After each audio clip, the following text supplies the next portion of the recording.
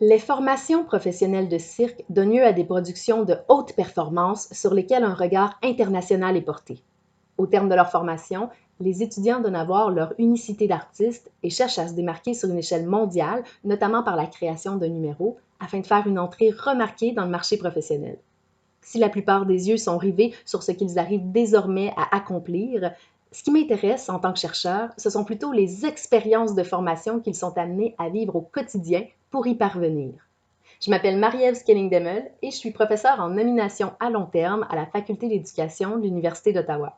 Afin de pouvoir porter un regard pédagogique sur la formation professionnelle circassienne, j'ai amorcé dans le cadre d'un projet postdoctoral une recherche qualitative interprétative dans 2 institutions de renommée à travers le monde.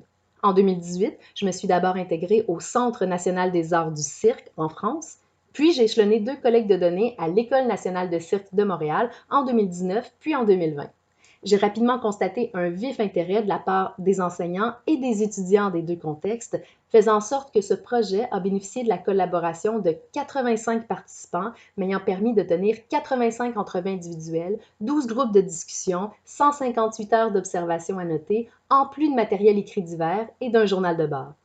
Par chance, une fois mon postdoctorat complété, j'ai pu obtenir une subvention de développement savoir, ce qui m'a permis, entre autres, de poursuivre ce projet d'envergure, en plus de recruter des alliés, soit des étudiants au grand potentiel de recherche intéressés à contribuer à ce projet.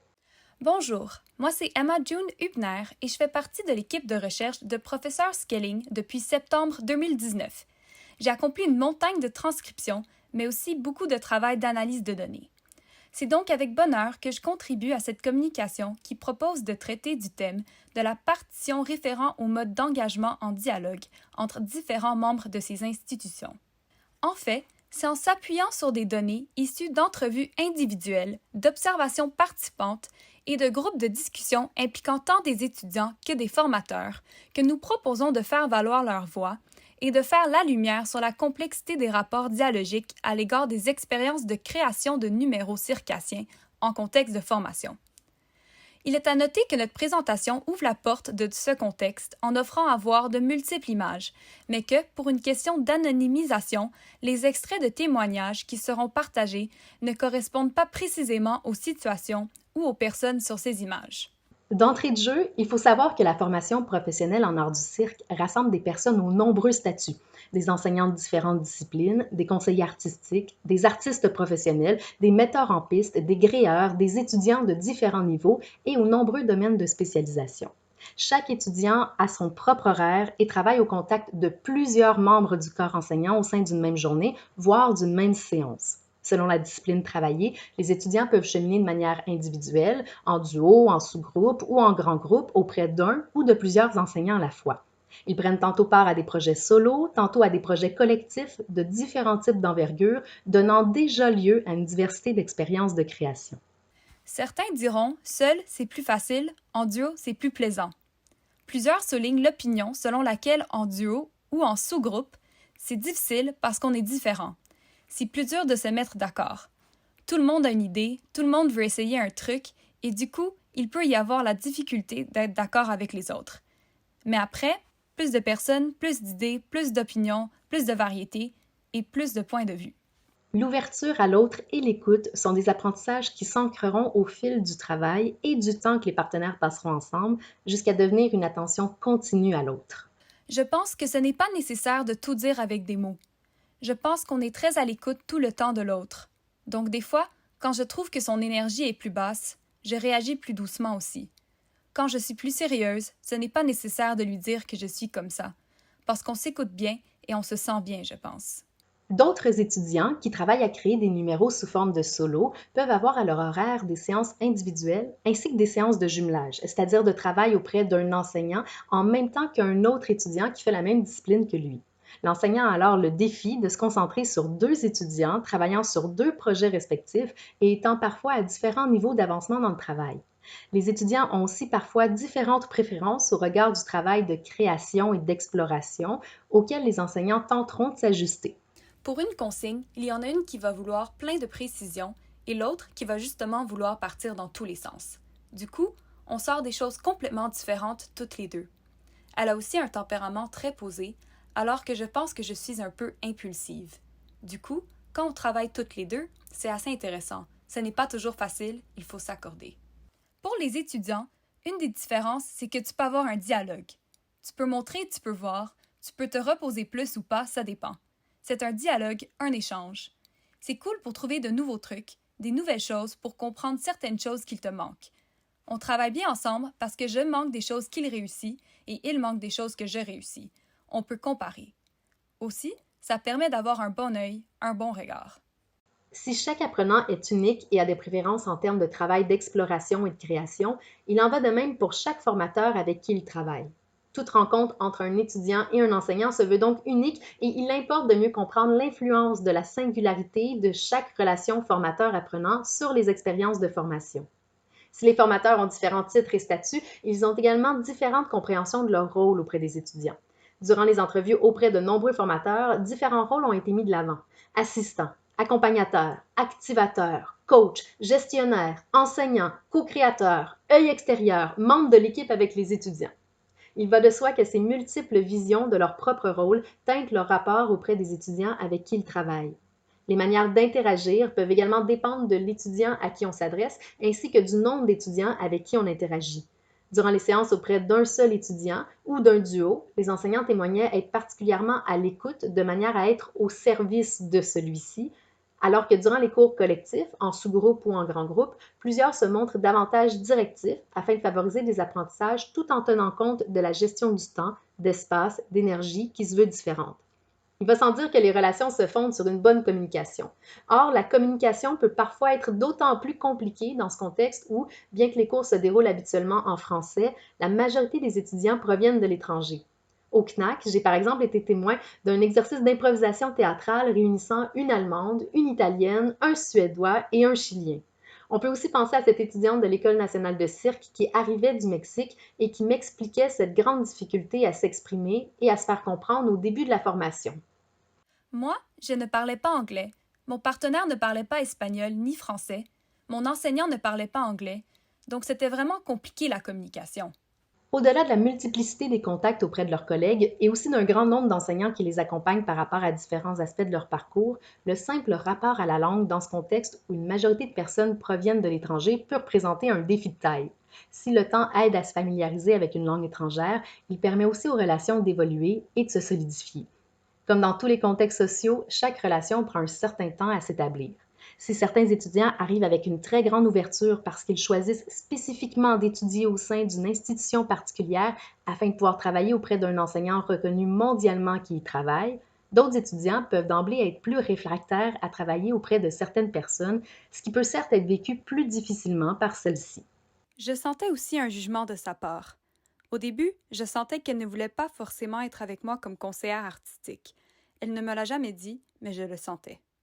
Loin d'être singulier, ce type de confrontation peut parfois brimer l'établissement d'une complicité ou d'un sentiment de confiance. Voilà ce qui fut rapporté par des formateurs provenant des deux continents.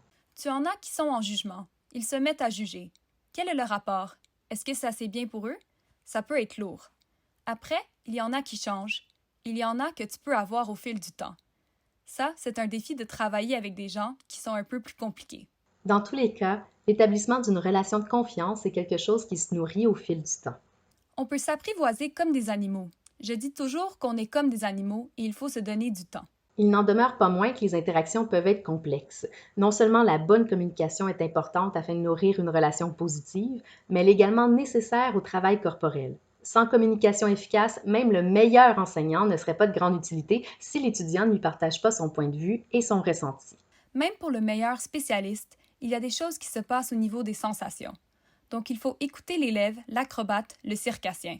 Il faut qu'il fasse confiance aussi un peu à ses sensations, parce que moi je ne peux pas être dans son corps et sentir les choses. Ces partages et l'établissement d'un sentiment de confiance deviennent des plus importants dans le processus de travail. Ça, c'est quelque chose d'important, et dans l'interaction, c'est là. De dire tout de suite à quelqu'un ce que tu sens, ce qu'il se passe, et voilà, là, il y a une histoire de confiance ou pas qui s'établit. La confiance, ça se gagne, ça se perd, ça se mérite. Et parfois, ça se passe très très bien, il y a une confiance mutuelle, et du coup, ça donne des ailes aux deux.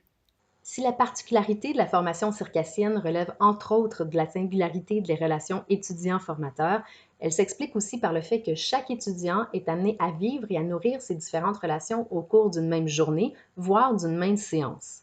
En lien avec leur apprentissage de leur discipline de spécialisation, un duo travaillant en acrodance, par exemple, va avoir un enseignant avec qui il travaille davantage les acrobaties au sol, un autre avec lequel travailler les portées, un autre avec lequel ils se préoccuperont davantage de la qualité des mouvements et des détails, en plus d'un conseiller artistique qui les accompagnera dans la création de leurs numéros.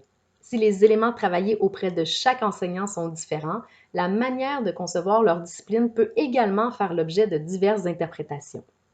Pour chacun, il y a une définition différente de ce qu'est l'acrodance.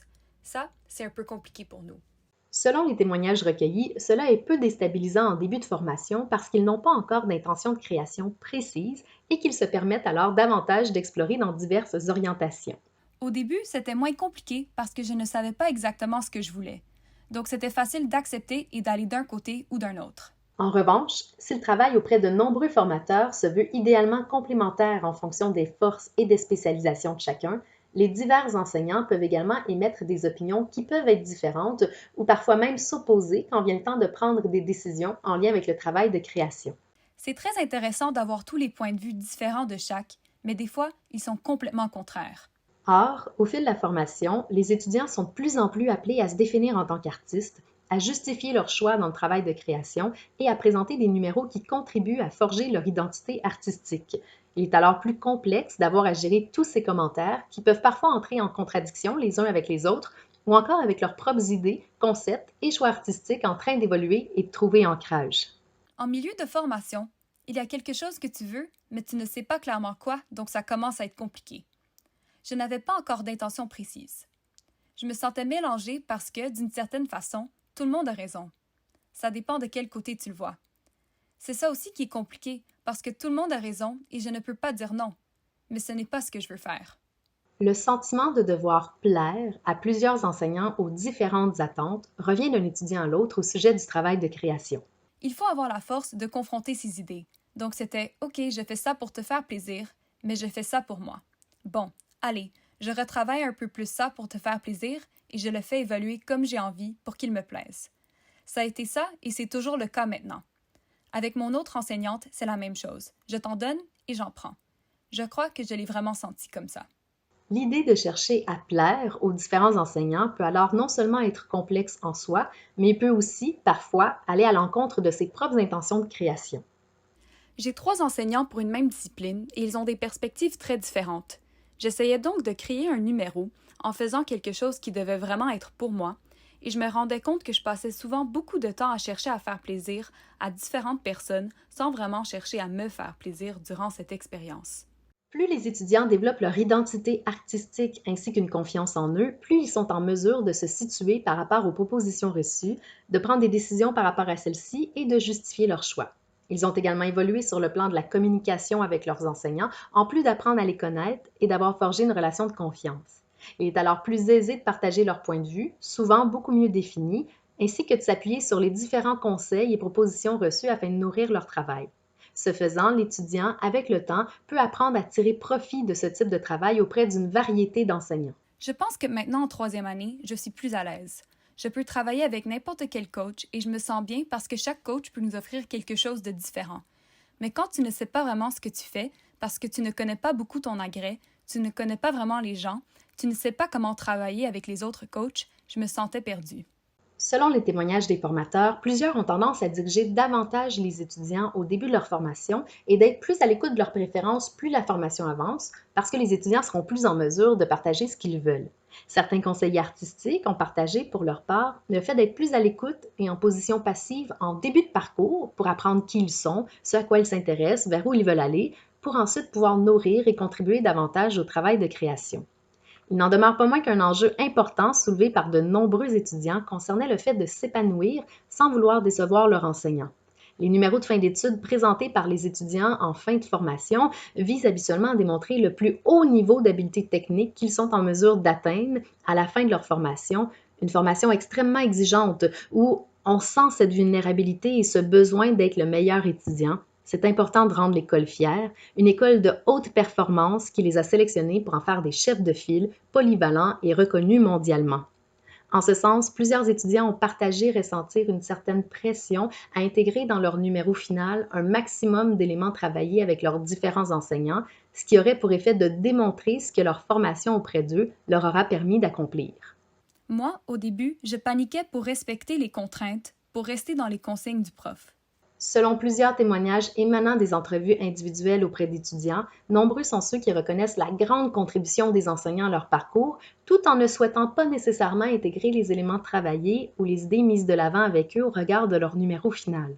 On a vraiment beaucoup appris dans cette classe, c'était très utile pour nous, mais on sent que ce n'est pas nécessaire de le faire pour notre numéro d'épreuve synthèse. Émergeant de ces témoignages un enjeu important lié à la reconnaissance des étudiants, mais aussi à celle des enseignants. Les étudiants veulent à la fois démontrer ce qu'ils sont rendus capables d'accomplir à la suite de leur formation et présenter un numéro à leur image, mettant de l'avant leur propre choix artistique et leur unicité d'artiste en devenir. D'un autre côté, une certaine reconnaissance est accordée aux enseignants en fonction de la qualité des performances présentées par les étudiants. Le succès du numéro est garant en quelque sorte d'une reconnaissance à leurs enseignants au sein de l'institution lors des présentations à l'interne, voire à l'échelle internationale lors de la participation et de l'obtention de prix dans le cadre de différents festivals. Ce regard porté sur le travail de l'enseignant, parallèlement à celui porté sur le travail de l'étudiant, peut ainsi donner lieu à une forme de reconnaissance indirecte, dans la mesure où l'école renouvelle chaque année un contrat. On te donne plus ou moins d'heures. Quand tu en as un peu moins, tu te dis « peut-être que j'ai mal fait », c'est une source de stress en plus. Bien qu'ils agissent avec bonne volonté, cherchent à bien faire et à bien performer, les enseignants et les étudiants peuvent ainsi nourrir des attentes divergentes, influençant le travail et la qualité des expériences de formation et de création. On n'a pas les mêmes attentes par rapport au produit fini. C'est assez difficile parce que j'avais l'impression qu'il m'amenait dans une zone où je ne suis pas forcément confortable, où je n'avais pas envie d'aller. Moi, où je voulais aller se faisait dévier par son regard et son approche. Du coup, finalement, ni lui était satisfait parce que ça ne correspondait pas à ses attentes, ni moi parce que ça ne correspondait pas à mes attentes. Même si certains enseignants privilégient le processus d'apprentissage au résultat vers lequel il conduit en termes de création, ils restent conscients que l'appréciation du numéro aura un impact sur leur propre valorisation. Je sais que c'est important. C'est important dans le papier d'avoir ce type de reconnaissance. Mais moi, quand je suis dans le travail, parfois on dirait que je ne pense pas à ça. Il faudrait que je pense plus à ça. Les nombreux apprentissages des étudiants n'étant pas tous démontrés durant leur numéro final, c'est une chose qui est difficile pour l'ego et aussi pour croire en ce que je fais comme formatrice. Ce que je fais n'est pas nécessairement visible en ce sens-là. Je sais qu'ils savent qu'ils peuvent le faire parce que je leur ai montré comment le faire. Souvent, à la fin quand ils terminent, je regarde les présentations. Je sais que j'étais là et que j'ai travaillé fort, chaque jour pendant 3 ou 4 ans, mais je ne me souviens pas précisément ce que moi j'ai fait. Pour l'étudiant cherchant à s'épanouir en tant qu'artiste émergent, il y a un stress qui est sur ses épaules parce que l'étudiant représente non seulement lui-même, non seulement son numéro technique, non seulement son humain, il représente son coach, il représente son conseiller artistique. Son conseiller artistique peut être déçu, son coach peut être déçu, lui-même peut être déçu, l'école peut être déçue. Les étudiants peuvent ainsi ressentir une certaine pression dans leur travail de création en ce que leur choix, en plus de la qualité technique de leur performance, pourrait valoriser, mais aussi décevoir différentes personnes impliquées. De manière générale, si la formation artistique professionnelle permet aux étudiants de travailler au contact d'artistes et d'enseignants chevronnés tout en profitant d'un filet de sécurité qu'assure le contexte pédagogique, il convient de souligner cet enjeu important touchant au rapport à la co-création et à la reconnaissance, pouvant grandement influencer les expériences de formation dans ce contexte. Chose certaine, ce ne sont pas les défis qui manquent dans ce type de formation, tant pour les étudiants que pour les enseignants qui y évoluent. Si nous nous sommes centrés sur la complexité des rapports dialogiques propres aux expériences de formation et de création en lien avec la discipline de spécialisation des étudiants, il ne faut pas oublier non plus les nombreux cours en lien avec des disciplines complémentaires et secondaires, et ce, en plus de leurs cours théoriques, de leurs cours de préparation physique, de musculation, de flexibilité, d'équilibre, de théâtre, de danse, de voix, de musique tout au long de leur parcours. La formation professionnelle en art du cirque, de par la richesse de son programme, amène les étudiants à développer une fine expertise de leur domaine tout en développant une grande polyvalence qui leur sera certainement un atout au regard de la scène artistique contemporaine. En cherchant à mieux comprendre les expériences de formation tant du point de vue des étudiants que de celui des enseignants, j'ai pu rencontrer des personnes à la fois accueillantes, généreuses, authentiques, des personnes aussi curieuses et soucieuses des expériences d'enseignement et d'apprentissage. En acceptant de partager leurs expériences et leurs réflexions, 85 de ces personnes, en prenant part au projet, ont permis d'approfondir la compréhension de nombreuses facettes des expériences de formation professionnelle en art du cirque. Si, dans le cadre de cette présentation, nous avons traité de certains enjeux qui façonnent les relations pédagogiques reliant les formateurs et les étudiants au regard de différents objectifs visés, bien des sujets méritent encore d'être approfondis, que ce soit en fonction de la relation didactique qui permet de mieux comprendre comment les enseignants conçoivent les expériences de formation, en fonction de la relation d'enseignement qui porte sur les manières d'agir et d'interagir au sein de celle-ci, et en fonction de la relation d'apprentissage qui fait la lumière sur la façon dont les étudiants s'approprient leurs expériences. En ce sens, la discussion est encore loin d'être terminée puisque ce projet de recherche offre de nombreux chemins vers une meilleure compréhension des ancrages actuels de ce type de formation. Nous vous remercions grandement pour votre attention et nous sommes très enthousiastes à l'idée de poursuivre les échanges.